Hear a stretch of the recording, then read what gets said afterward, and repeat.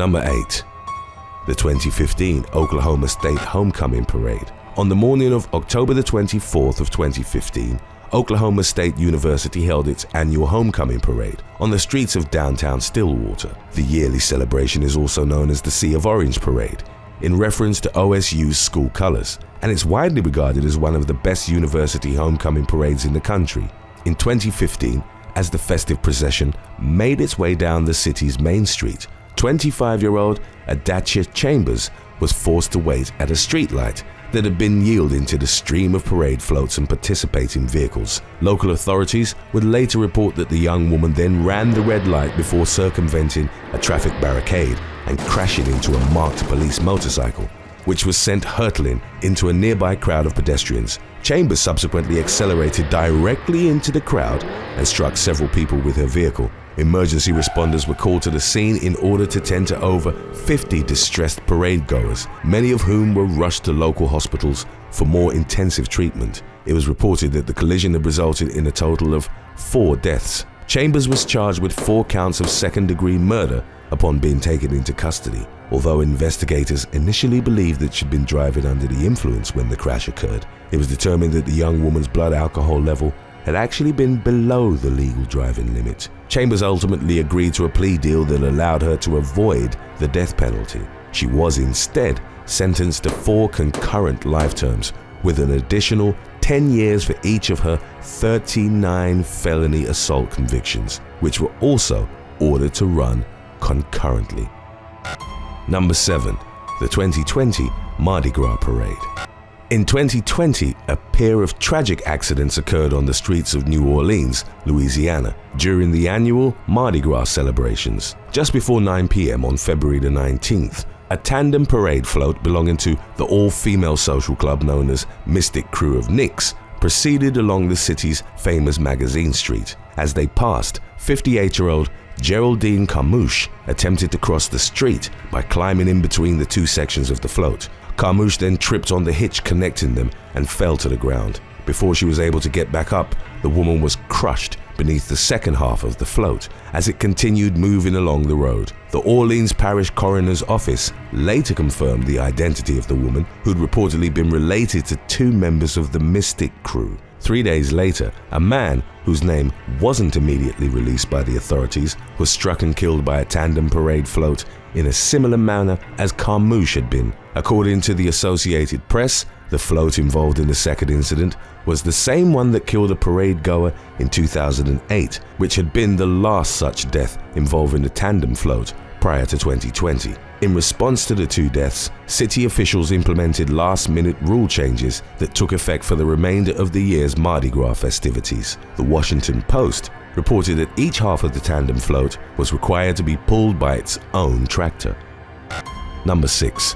The 2021 Winter Garden Christmas Parade. On December the 12th of 2021, organizers of the annual Winter Garden Golf Cart Christmas Parade in Florida were forced to reschedule the event after one of the police officers aiding in its preparation was nearly hit by a car. Officials in Winter Garden reported that members of the local police department had been dispatched to the city's downtown area, where they were closing down the roads to clear the way for the upcoming parade. As the authorities were doing so, a vehicle driven by 27-year-old Terrius Jorel Baker reportedly began accelerating towards them at a high rate of speed. A policeman in Baker's path narrowly avoided being struck by the oncoming car, which subsequently crashed into another vehicle that had been traveling in the same direction. Following the collision, Baker fled the scene on foot. An off-duty member of the Kissimmee Police Department had reported as having been present in the crowd gathering for the parade. The unnamed law enforcement officer gave chase and was able to hold the suspect down until the arrival of reinforcements. Baker was taken into custody along with a female passenger named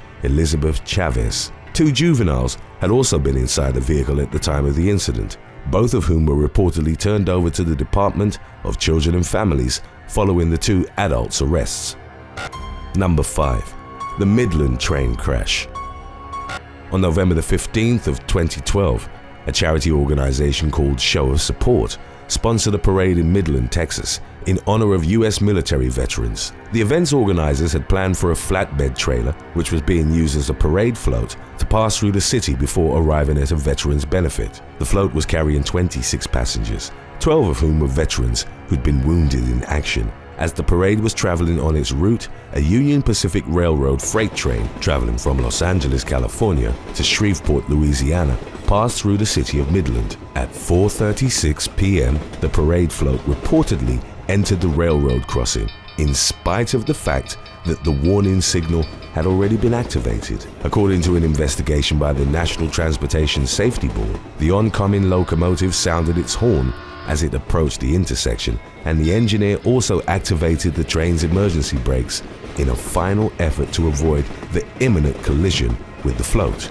The preventative measures ultimately proved futile, as the train, which had reportedly been moving at a speed of 62 miles per hour, violently crashed into the flatbed. The impact killed 2 passengers instantly, while 2 more passed away after being transported to Midland Memorial Hospital. A total of 16 others suffered non-fatal injuries during the crash. The 4 deceased victims were identified as Lawrence Bovin, William Lubbers, Gary Stufer, and Joshua Michael, each of whom had previously received the Purple Heart decoration during their military careers. In November of 2013, the Safety Board issued a report on its investigation. They concluded that the probable cause of the accident had been the failure of the City of Midland and Show of Support to properly notify the railroad of its planned route in advance of the parade.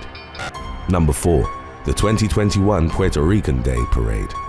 A 24-year-old man was gunned down following the Puerto Rican Day Parade in the Humboldt Park neighborhood of Chicago on June the 19th of 2021. Cook County authorities identified the alleged gunman as Anthony Lorenzi, aged 34. An investigation revealed that a minor traffic accident had triggered a brawl during post-parade celebrations on Division Street near Spaulding Avenue. As was captured on video by a bystander's cell phone, the victim, Giovanni Arzuaga, and his girlfriend, 25-year-old Yasmin Perez, had been forcefully removed from their vehicle after the crash and were beaten by a group of unidentified assailants. Lorenzi, a convicted felon and member of the Latin Kings gang, reportedly involved himself in the altercation despite not having been part of the initial traffic dispute. In the moments that followed, Lorenzi pulled out a firearm and fatally shot Arzuaga in the back of the neck in a manner described as being typical of an execution.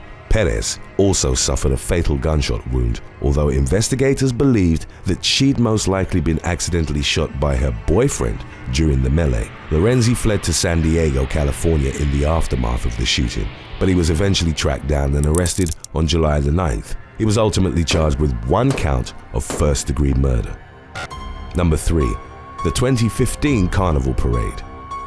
On February the 17th of 2015, thousands of people assembled in the streets of Port-au-Prince, Haiti, to take part in the annual Carnival celebration. The 3-day parade through the island nation's capital regularly coincides with other Mardi Gras festivals around the world. As a parade float belonging to a music group called Barricade Crew passed through the raucous crowds, it reportedly approached a low-hanging power line. In order to facilitate its passing underneath the precariously positioned cable, someone allegedly used a pole to move the electrical line out of the packed float's path. The unidentified individual was instantly electrocuted, as were several other people on the float. An electrical fire consequently erupted, prompting hundreds of bystanders to flee the area. The victims were taken to a nearby hospital for treatment following the arrival of emergency responders. The Department of Civil Protection reported in the immediate aftermath of the accident that at least 20 people had been killed and another 46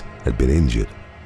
Today's topic was requested by Instagram follower RailingJDJ, Miss Heather Ariana, and Loveless Gore 91. If you have any other topics you'd like to learn about, subscribe and let us know in the comments section below, or follow us on Instagram and reach out to us there. Number 2.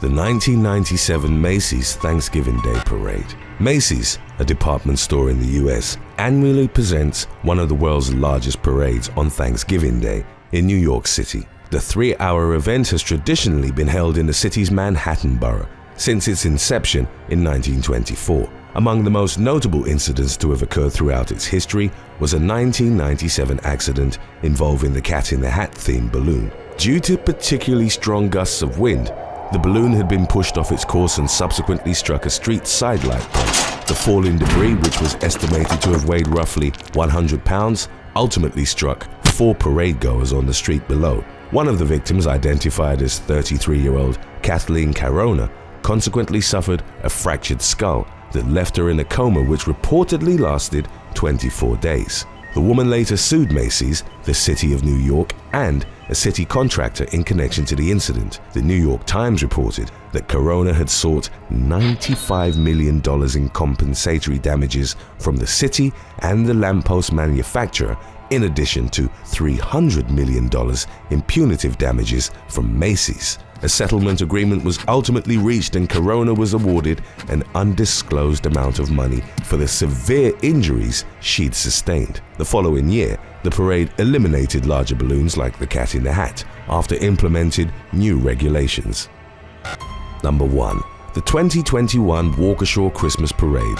The city of Waukesha, Wisconsin, hosts an annual Christmas parade to celebrate the holiday season. Although the Milwaukee suburb had cancelled the event in 2020 due to the COVID-19 pandemic, city officials decided to bring back the celebration the following year. At approximately 4:40 p.m. on November the 21st of 2021, an SUV driven by 39-year-old Darrell Edward Brooks Jr. smashed through a police barricade and rammed into a crowd of people that had been observing the parade. A police officer at the scene reportedly pounded on the hood of Brooks's vehicle in an effort to get him to stop, while another officer fired his gun towards the same end. The driver fled the scene, but his car, which had been damaged in the brutal collision with the parade goers, was tracked down by local investigators later that night. After Brooks was taken into custody, it emerged that he'd been arrested only 3 weeks prior in connection to an incident in which he'd struck his girlfriend with a car. It was revealed to have been the same vehicle used in the attack on the parade.